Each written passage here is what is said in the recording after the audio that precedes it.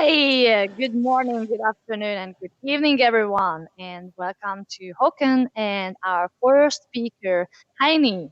How are you guys? Good, thank you. It's going Yep. well. Yeah, pretty good. Very excited to this first session. I'm very excited to hear what we will hear from Heini. Yeah, because it will be really cool today. Heini, you're going to start with introducing us to the world of mathematics and Yes. talk about algebra. Mhm. How did you get started with mathematics? How did it become your dream to work with? Very good question. It was just always quite easy and fun to me. So it just kind of went that way. It wasn't really like, it came very naturally, I have to say. Yeah, there are not many people that can say that maybe, but I think that's why we are here, to make it natural for everyone Yes, that's the plan. to get into the world of mathematics as well. Yes. And I suppose And you have quite a unique background to teach about this, Heini. Can you tell us a little bit? Yeah, so I studied math and I studied to become a math teacher. And once I graduated, I actually hopped over to the IT world and have been working with Azure and on the both infrastructure and data side for the past years. So I'm really excited. I kind of get to bring those worlds together and really kind of take those steps to make everything within machine learning and data science, like algorithms and things like that, really build that knowledge to make it understandable. Yeah, nice. yes. So, how are you doing, Håkan, by the way? Yeah, Are you ready for today? Yeah, I'm really excited about this to get it started. So. Yeah, it will be pretty exciting today because we are going to start from the beginning to build ourselves up to become an AI engineer or data scientist. So that's going to be pretty excited. So what do you think, guys? Shall we get started? Yes. Or let's wait a little bit more.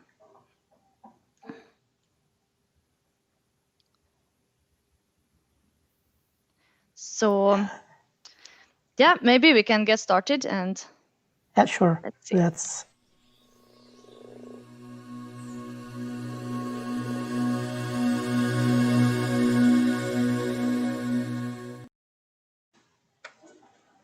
Hi again. Welcome to the first session of AI 42.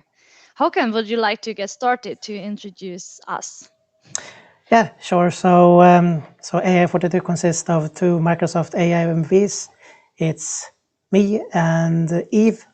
And yeah, so what we've done is, the idea here behind AI 42 is we want to give everyone here on the planet a chance to get into the interesting world of data science and machine learning.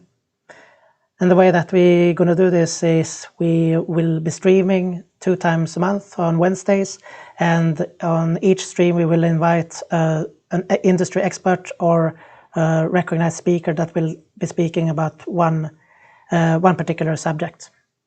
So what kind of subjects will we hear about, Eve? Thank you, Håkan. So we are going to build your knowledge up from the very basics, starting from mathematics and statistics and probability calculations. And we're going to walk through the whole path to get to the end of the path when you become a data scientist, a data engineer, or an AI engineer, whichever is preferable from your side. Yep. And also one idea here is also that you should be able to jump into this regardless if you're a complete beginner or if you already have some knowledge. So we'll start out with introductory stuff, and then we will go into more intermediate stuff, and then we'll also have some practical workshops, and then we also have some more advanced topics at the end of these things. And maybe, Eve, do you want to tell us where can they find out more information about us? Sure. First of all, you can, of course, find us on Instagram, Twitter, and Facebook.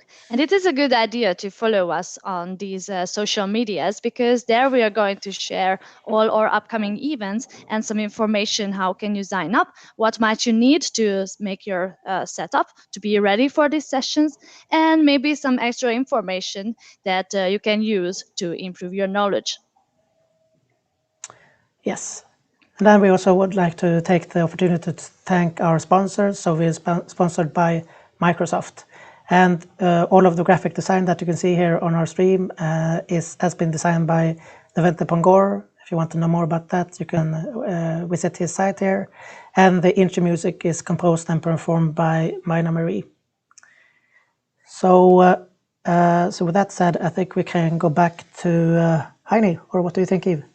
I have one more thing to add before we continue, because there is something very important, because it's not just AI42 who is doing something to get you further in the field. We are in partnership, in close partnership and in collaboration with other meetups and communities as well. For example, we are in close collaboration with Global AI Community, but you might see us at other meetups and events from all around the world, showing us that as a collaboration together with them.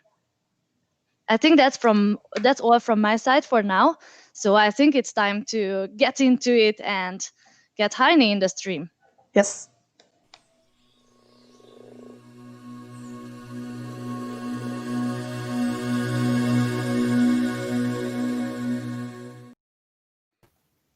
Hi, Heini. How are you? Still good and ready to go. Are you excited? Yes, of course. Math is exciting, right? Yes, it is. Yes, it always was exciting. All right. Do you want to give us an intro of what you're going to tell about? Yes. So we are having the first mathematics session on algebra. And today is really about having a little fun, setting the stage, laying the foundation, and just taking those first steps into the world of math and kind of seeing how we can start to move towards all the exciting data science and machine learning and AI stuff from that base. So really that sounds pretty exciting. Yeah. Yeah. That's cool. I think I can say that please everyone should have fun today, and let's enjoy our first session at AI42 Mathematics about algebra. Are we ready to go? Yes. Heini, take it away, please.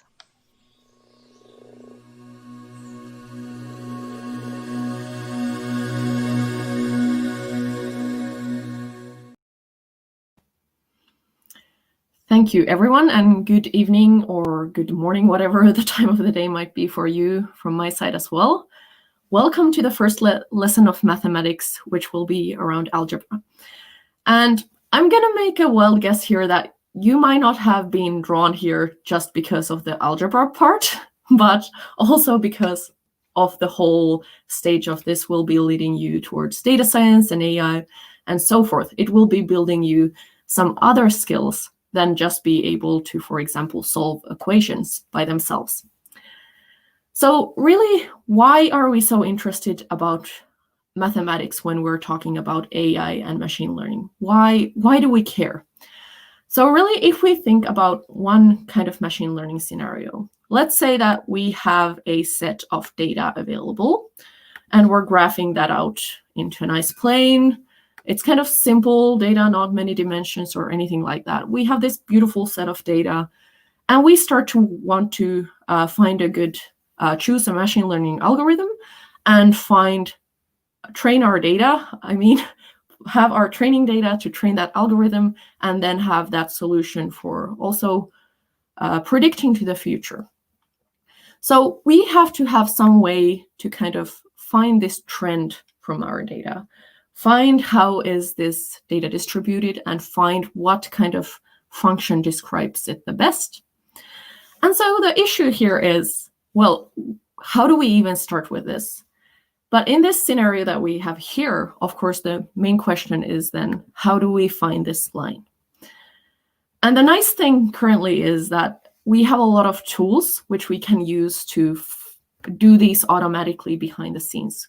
We don't necessarily need to be need to know a lot of math to do that. It is enough for us to have just some basic knowledge and know how to use the tools which we can use to find that line. But it does help for us to gain some understanding about what happens beneath the surface, because then we can understand the restrictions that might be in place for using a specific algorithm, etc. So that is why we have these mathematics sessions lined up for you. And we will be starting these with today's session, where we will be walking through some basic algebra. As I said, we'll be kind of finding our ground, getting started, getting comfortable, just kind of playing with math today for the most part. The next session that will be coming up will be then going to calculus. After that, we will be going to linear algebra, which will allow us to solve much more complex scenarios than just kind of lines with two variables. And then after that, we will be also going into statistics. And then the last part will be about probabilities. So welcome from my side. I am Heini. I live here in Finland. It's been snowing nonstop for the last 24 hours, I think. I work as a solution architect at Atea Finland, and as I mentioned, I work with Azure technologies. I am also a Microsoft certified trainer, so I train around Azure and architecture quite a lot as well. And that is kind of my passion. My other passion is very much mathematics, and it's kind of, I'm a math nerd at heart still, even though I don't teach math every day anymore. But that is also why it was so exciting to get this opportunity to lead these sessions. And you might see I'm a bit of a serial doodler. You'll find some of my drawings along as we go here. And I hope you enjoy the ride. If you want to ask any questions along the way, please do feel free to do that and post those in the channels where you're watching. Even Håkan will be keeping an eye on those and relaying them to me so we can address them at the right time. So let's get started. In this algebra session, we'll be laying the foundation, getting comfortable, and really just having fun with math. We will begin with a little kind of mathematical calculations and fun theories, so we can just get a feel for math and what we use it for. After that, we will be looking at sets and intervals. Then we will be going into algebraic expressions and how we evaluate and simplify those. Then we will be looking briefly at algebraic identities. Then we will be moving into equations and functions. And then as the last part, we will be looking at functions, some graphical representations, and transformations. So even during today's sessions, we're already going to be moving towards how do we visually represent things, whether they're lines or parabolas or things like that. We're going to get over there already, kind of what I was showing in the first slide. So we're going to start with a little bit of mathematical calculations and fun theories. So what I'm talking about here is that if we think about math, one aspect of math that is, it is attempting to describe real life, the real world to us. It's not, well, some parts of math are purely like theoretical and there might not be any implementations to it. But a large part of math is very much based on the fact that it is describing something in real life and helping us understand theories and how things work, etc. And that is very much what is true for when we're doing data science or machine learning. We might have data about the real world. And by using these theories from within data science or from these fields that we're going to be going over through in the next sessions, we'll be able to understand more about that data that we have. But in math, there is also these kind of systems where we have agreed on certain practices of how to do things. And one very simple example that we can look at is multiplication. For example, we use multiplication to describe areas of land. How big is something? Or we use multiplication to calculate our yearly salary, for example. We have many places where we multiply things. And there are very different methods for making a calculation in multiplication, for example. So we're not actually, in the methods that we use, we are not stuck to one way of doing things. Often we have many different ways of doing things. So for example, we're going to take a small example here. In Finland, when we're taught to do multiplication, we're taught to approach it like this. We put the numbers one under each other. We write 42 times 21, and we draw a line under that. And then we start doing calculations one number at a time using the lower numbers and starting from the right. So we start calculating 1 times 2, and from there we get 2. Then we calculate 1 times 4, from which we get 4. Then we move to the second number from the right on the bottom row. So we take the 2 instead. And again, we use that 2 to do the multiplication. First, we calculate 2 times 2. We get 4. And then we calculate 2 times 4, and we get 8. So we're essentially first calculating 1 times 42, and then calculating 20 times 42. And then we just need to add these two numbers together. So we get 2 from the right, then we get 8 from 4 plus 4, and then we get 8 as the last number. So we get 882. So this might be how you've learned to do multiplication, but it might not have been. You might have been taught a different kind of method. And there are other methods of doing this calculation. For example, there is this method called Chinese multiplication. And how this works is that we take these two numbers and we draw them out in a specific way, and that allows us to do the multiplication. So we first pick the first number from the left, 42, and we draw 4 lines for the 40 part of that number. And then we draw 2 lines for the 2 in that number. Then we take the other number, which is 21, and do the same thing. That means we draw 2 lines, and then we draw 1 line. And after that, we start to look at how these lines cross each other. So if we start from the left, we find that there are 8 points that intersect each other in regards to the lines. If we move to the very right, we find that there are 2 intersections on the right side. And then if we look at the 2 intersecting areas that are left in the middle, we can find that there are 8 points in total, 4 at the top and 4 at the bottom. And if you notice, yes, we have ended up with the same result as with our option to calculate this on the left.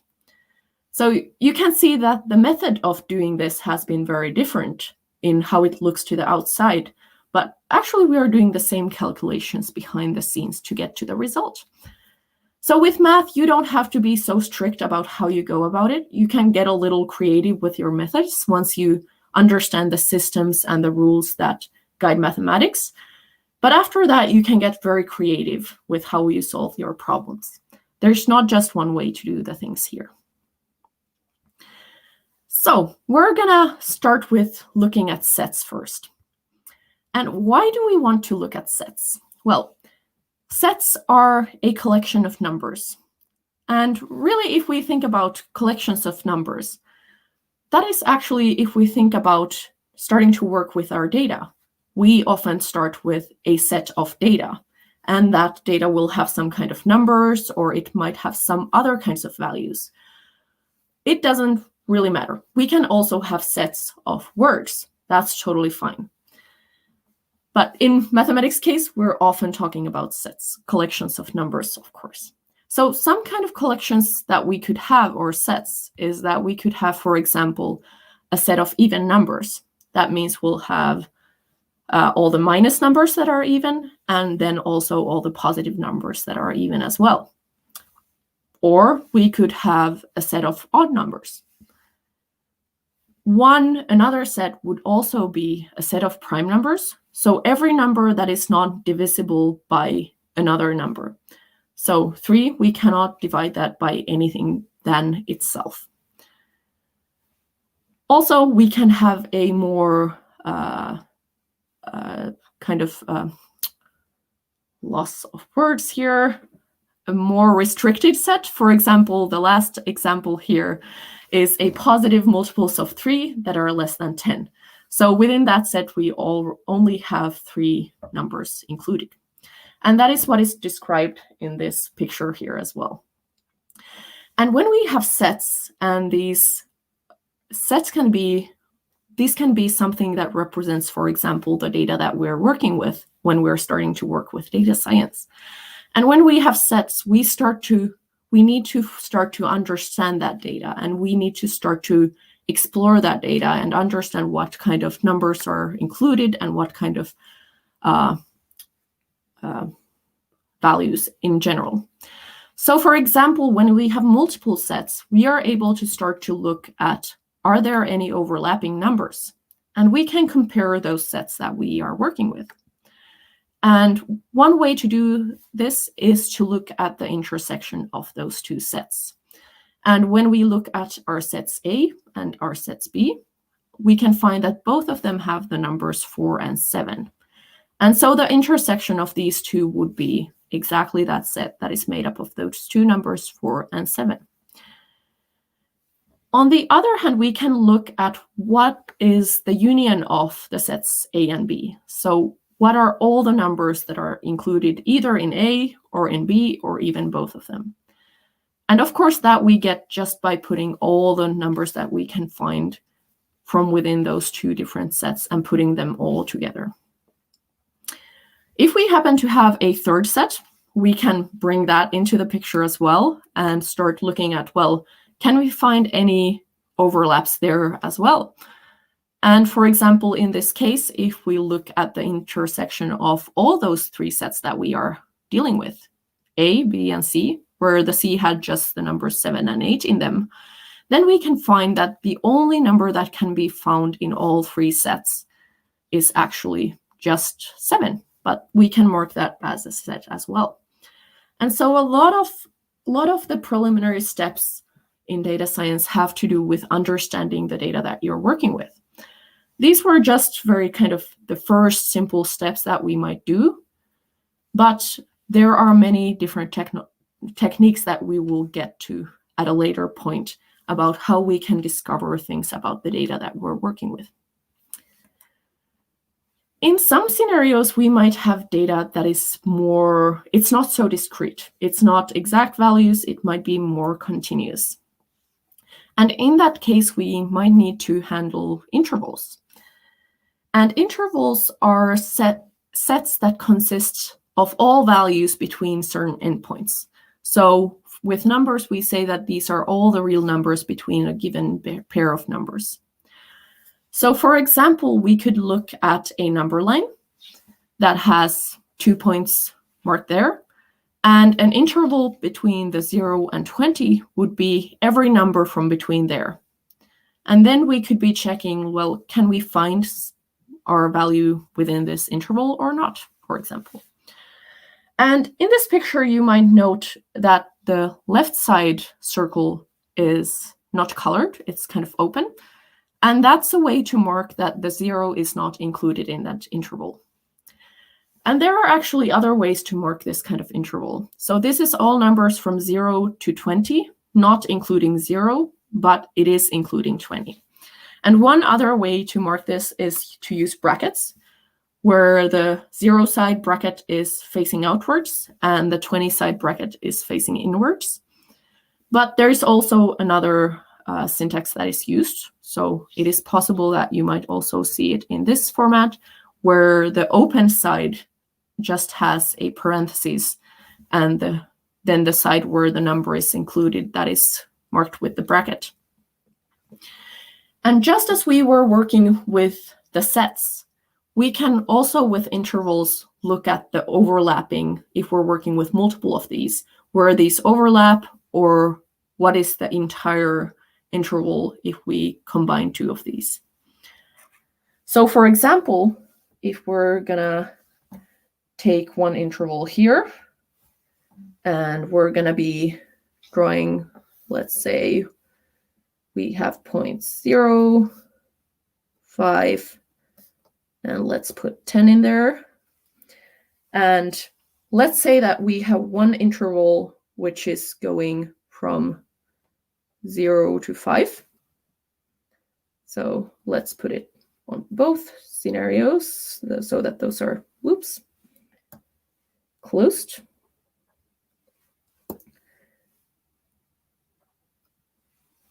I'm not sure what's happening with my drawing, but let's say those are both closed.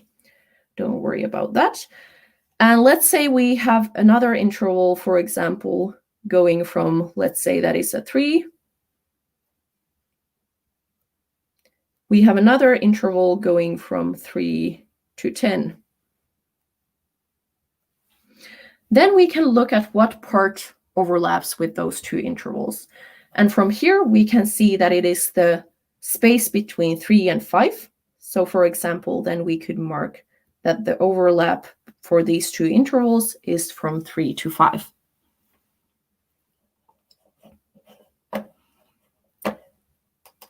And in the same way as we were working with sets, we can also look at other capabilities as well. Next up, we will be moving to algebraic expressions. And these are something that if you've been to math class, you've probably come across, but you might not have thought of them so much further. But these are where we're really setting the basis for understanding functions. And with understanding functions, then we're starting to be able to understand also the algorithms that we use for machine learning. And for example, how do we find that line, as we were asking in the first phase. So here are some examples of algebraic expressions. You might have seen something like x squared plus 3x minus 2, or something like 5y plus 1. These are both algebraic expressions. And of course, there are many more. But what makes an algebraic expression? So an algebraic expression is made up of terms, factors, and constants.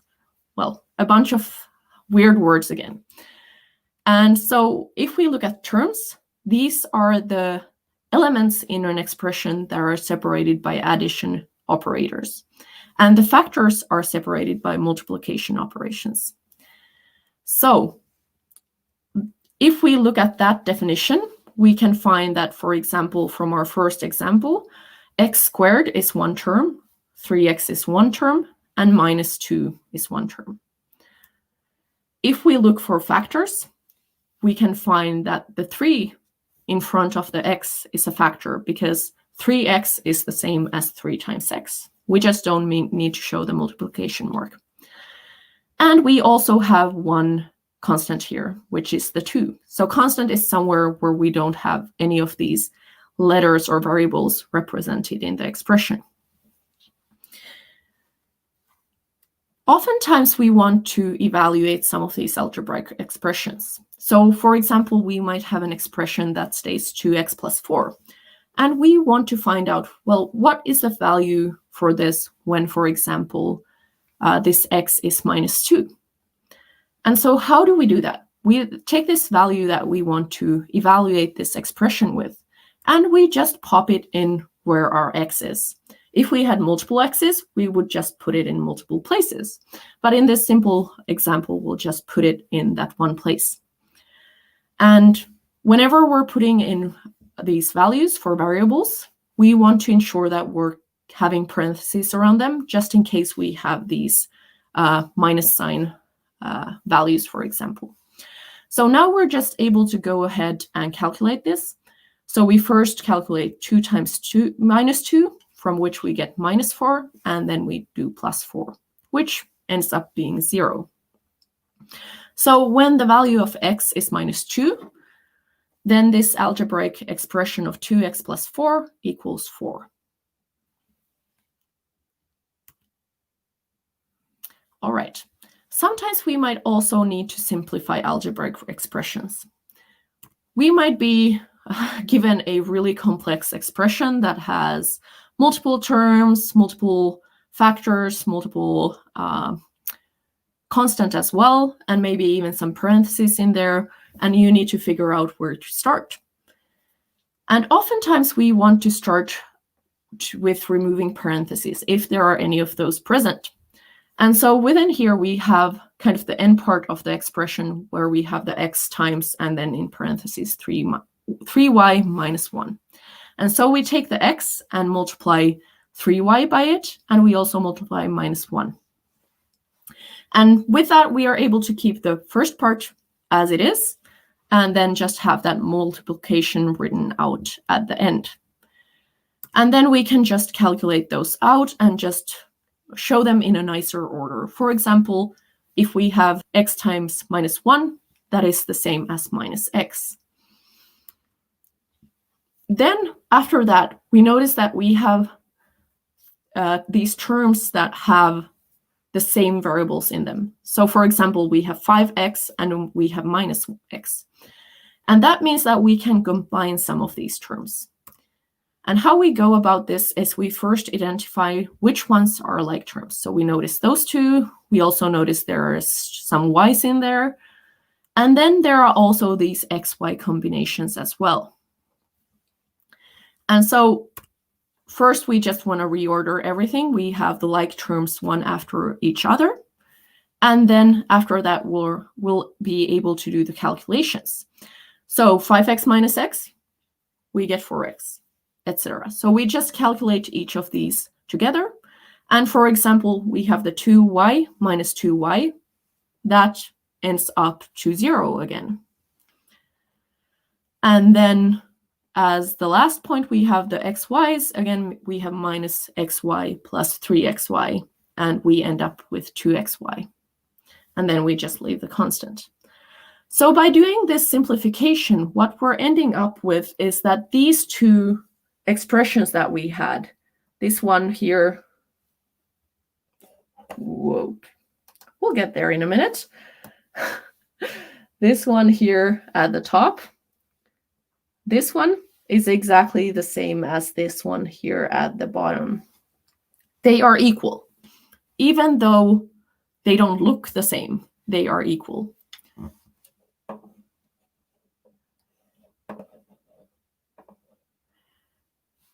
Because we have this capability of marking certain expressions as equal, we actually get things called algebraic identities. There are a list of these identities where we can say that this expression is equal to this another expression.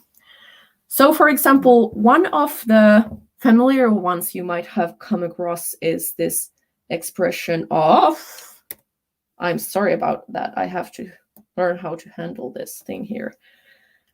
One familiar thing you might have come across is this situation where you have x plus y squared.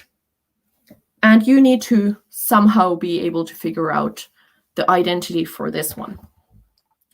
So how we go about this is the same as we do with simplifying equations. And we use the same rules as before. We first want to remove the parentheses. And to do that, we need to know that the x plus y squared, the squared means that we have x plus y times x plus y. And that is just one of those agreements within math that has been made. This is what the squared means, multiplying the same thing by itself twice. And after that, we're going to do the same thing as previously.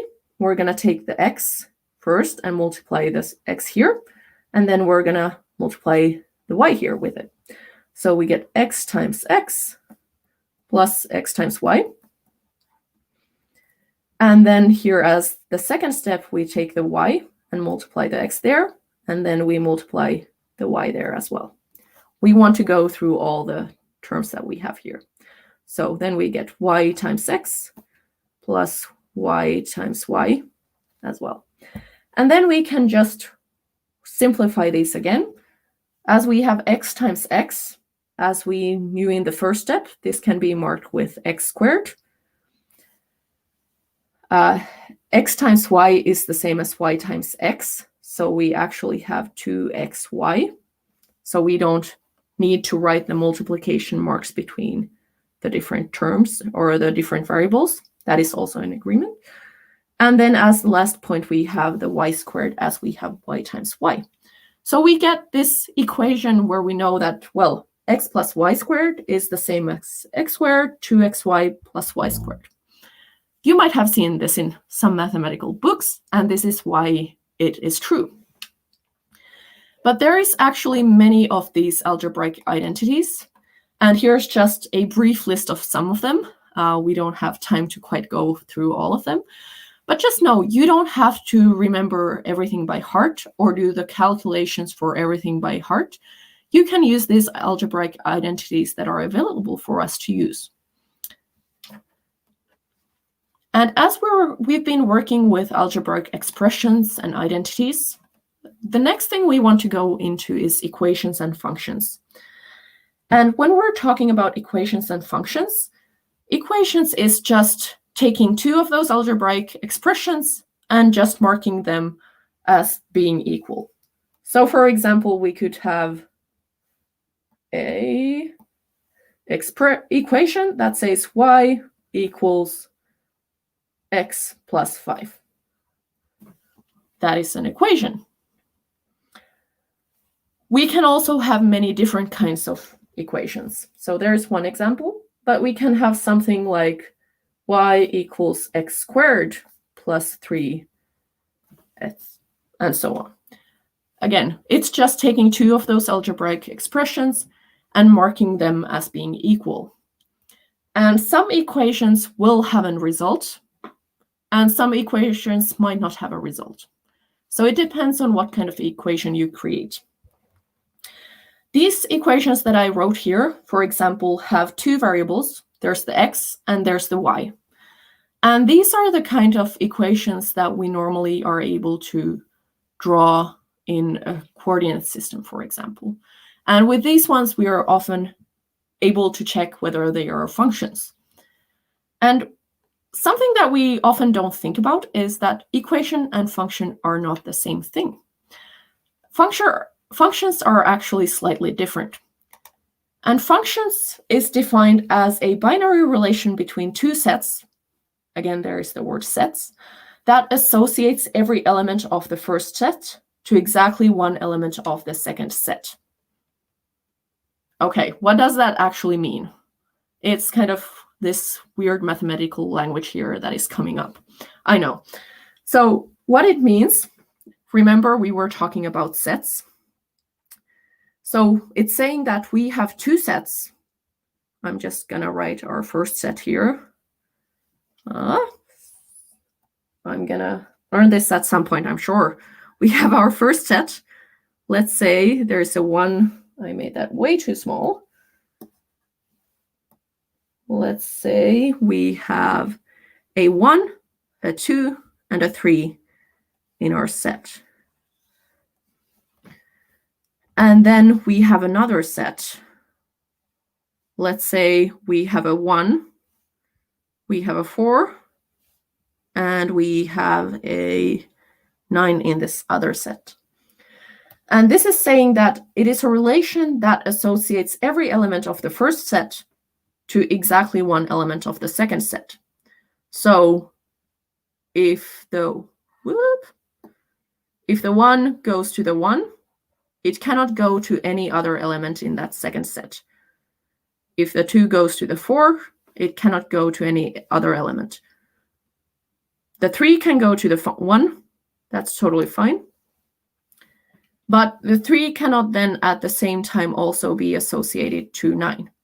So each of these elements in this first set on the left, there can be only one item for them in the right one. So if they try to go across to 2 of these on the right, then it's not a function anymore. Okay, now we're good. It's a function again. So if we look at these two pictures that we have here, we have a coordinate system where we have an x-axis and we have a y-axis.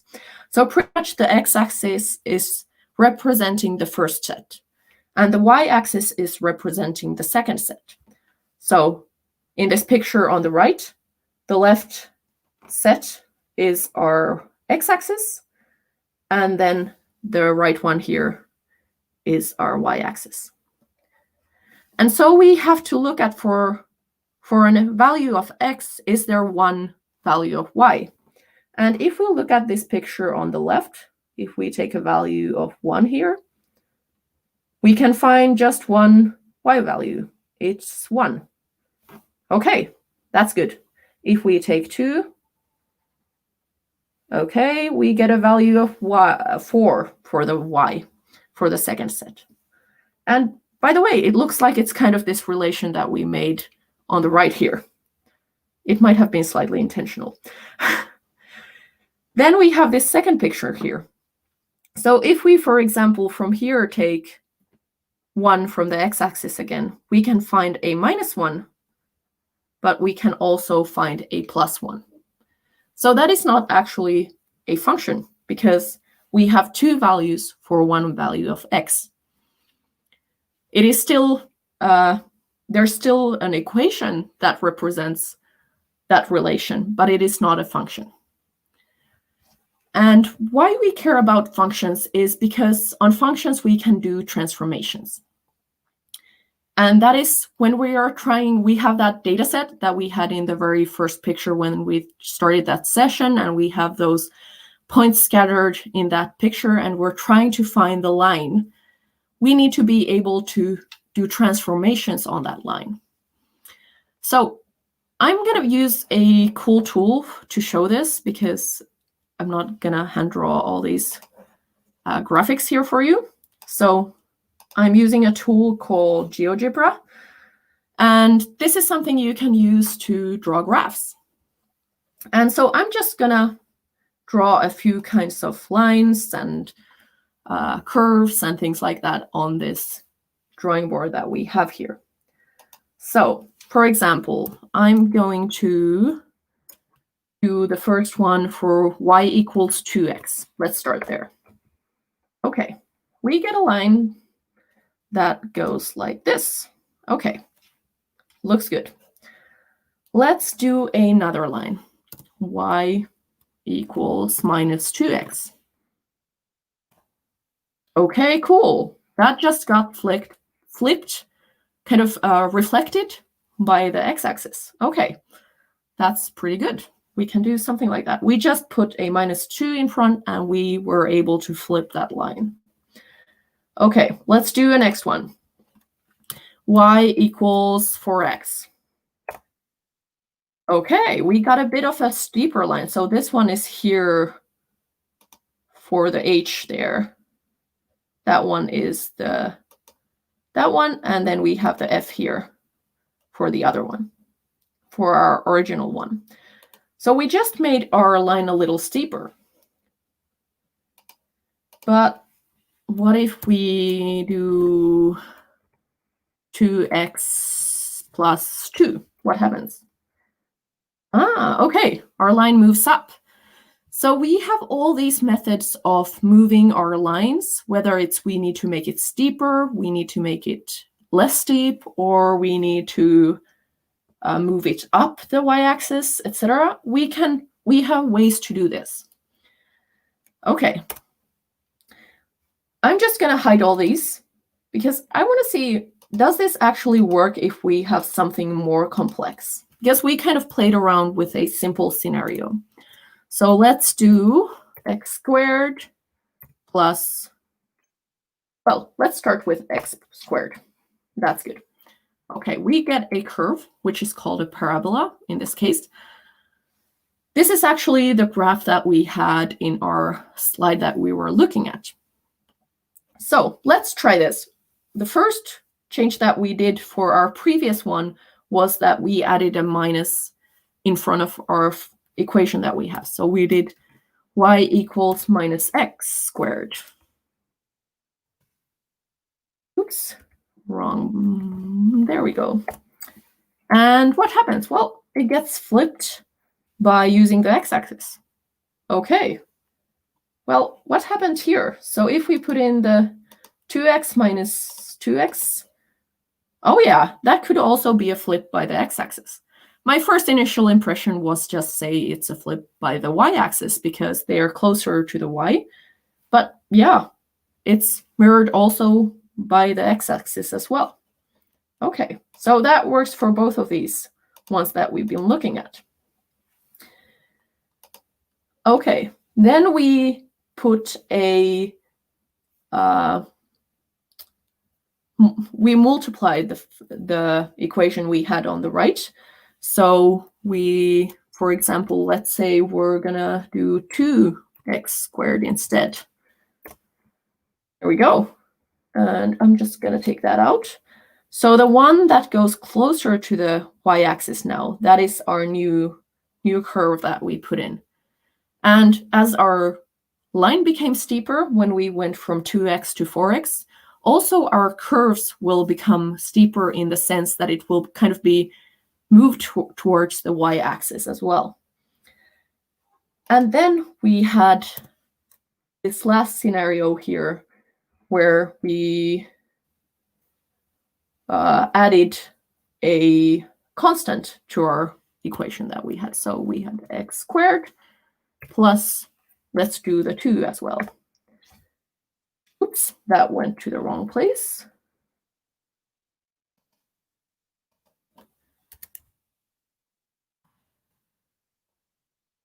Nope. Let's do that again.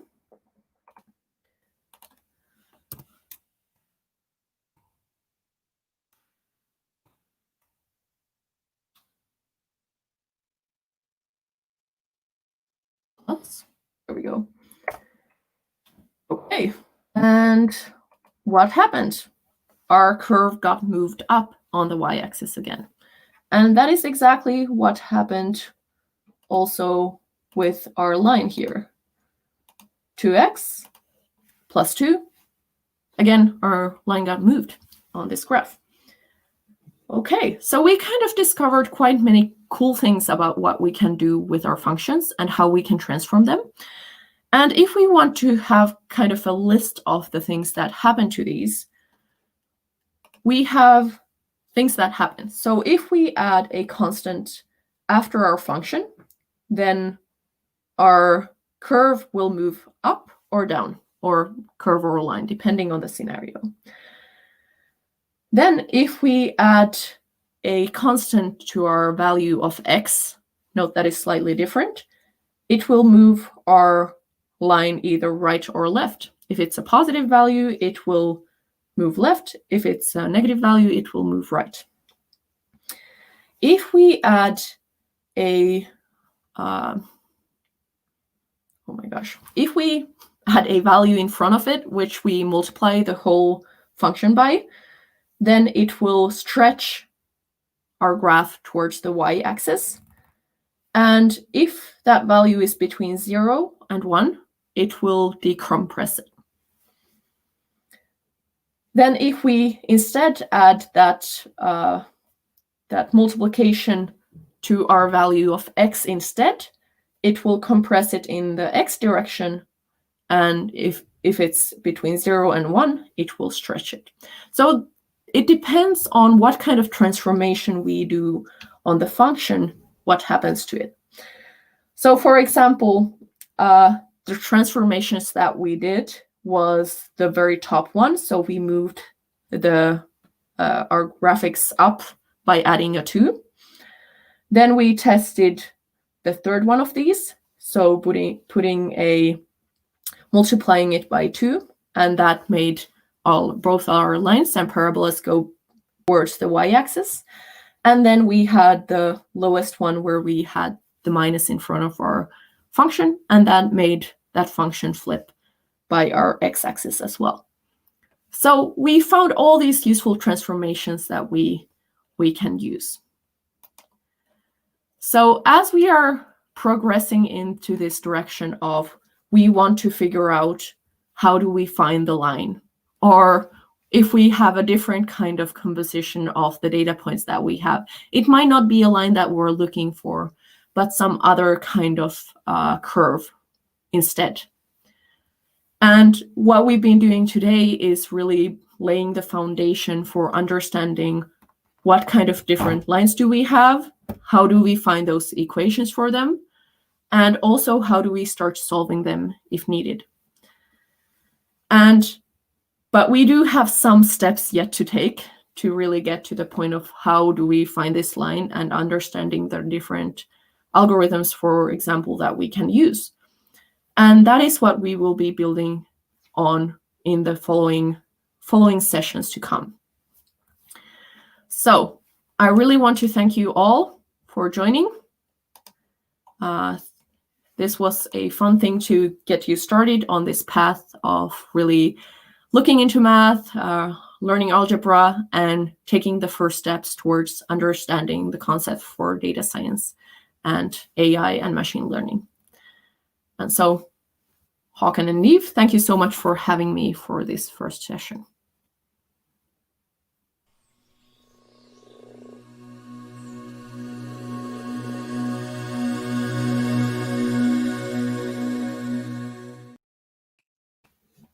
Hi, Heini. It was really cool. Thank you a lot.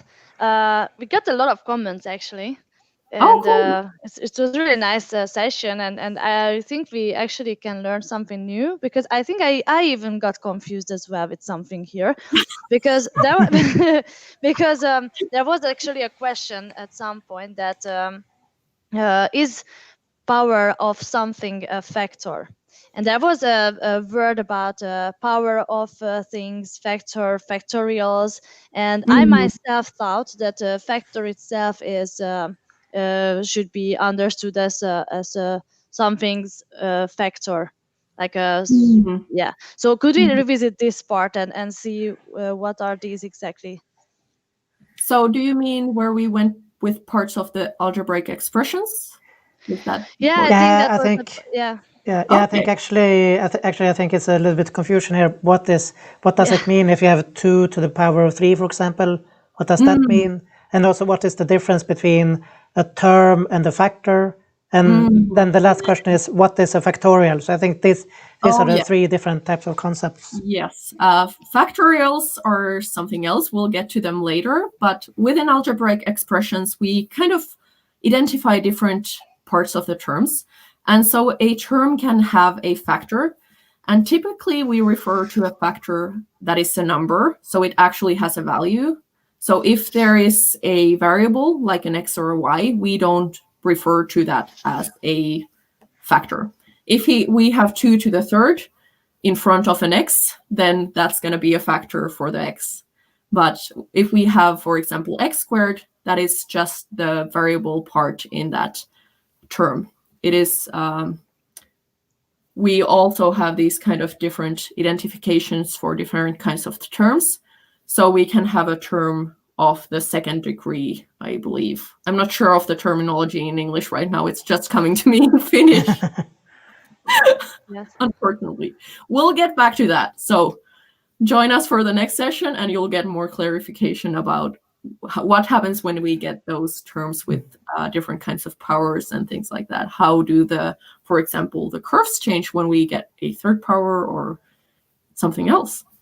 It gets interesting. Nice. Yeah, that's going to be something important, I think, to put it in place. We also got a lot of nice messages from a lot of people, and I'm again very thankful for everyone for joining us today. I remember that you have added this funny method how to multiply it to numbers, and we also got a comment on that what, never seen this method before. And such. Yeah, exactly. So it's really cool. I think it's really nice to see different aspects when we are looking at different methods how to solve an equation or other mathematical issues. Yeah, because sometimes math is viewed as such a strict thing, like there is only one way to solve it. But it's kind of, as long as we understand the rules, then we can get so creative with whether we visualize it in some way to help make it easier or things like that.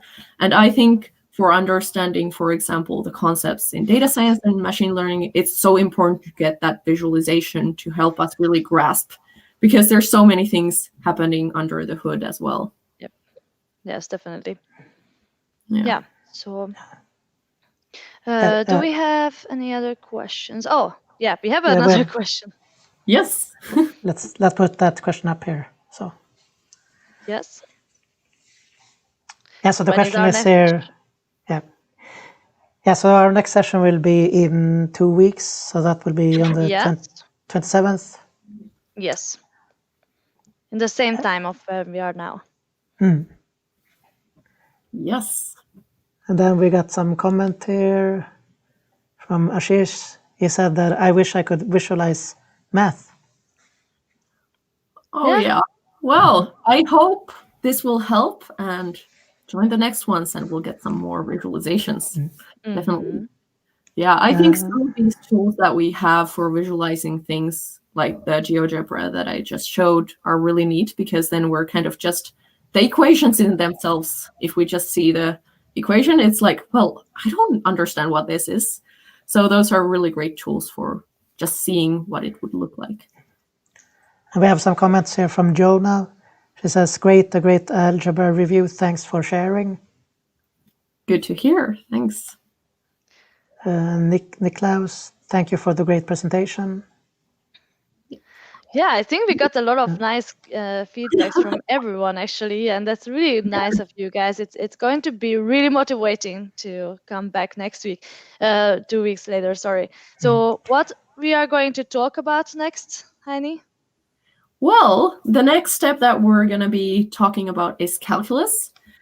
So we will be going into things like, well, we'll start off with just looking at a few more functions in the beginning. So we'll kind of continue on the topic that we left off on today.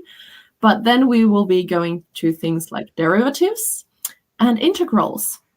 So those are kind of the two main topics for the next session. And that is always kind of a topic which can be a little daunting, like, oh, well, what is it? But I really hope that I can make that kind of visible and easy to understand as well. Yeah, I'm sure about it, because today's session was really easy to understand. And that part of mathematics is one of my favorite, actually. So I can't wait. Yeah, exactly. Perfect. All right, guys. I really enjoyed this today. We learned a lot again from you. And yeah, we see each other 2 weeks later, again at the same time on Wednesday afternoon at 5 o'clock. And next time is again with Heini, and she is going to come back with the mathematics second part. Yes. Yep, thank you so much, everyone who was tuning in, and looking forward to see you in 2 weeks. Yeah. Great. Thank you.